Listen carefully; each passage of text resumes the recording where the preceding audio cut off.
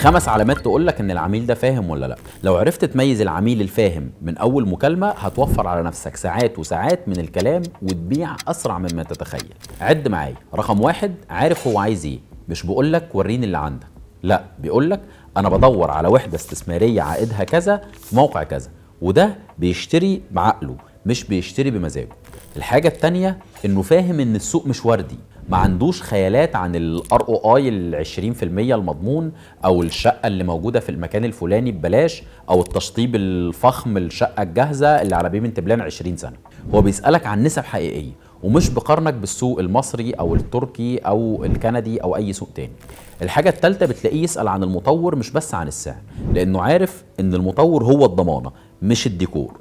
فهتلاقيه بيقولك مين المطور، سلم قد ايه، هل عنده مشاكل قانونيه ولا لا.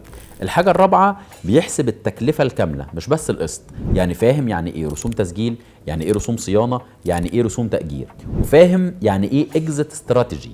ده مش مشتري شقه، ده بيفكر كمستثمر. الحاجه الخامسه، بيقول لك شكرا، خليني ارجع لك. مش بيطول المكالمه ولا بيقول لك والنبي اديني كل المشاريع.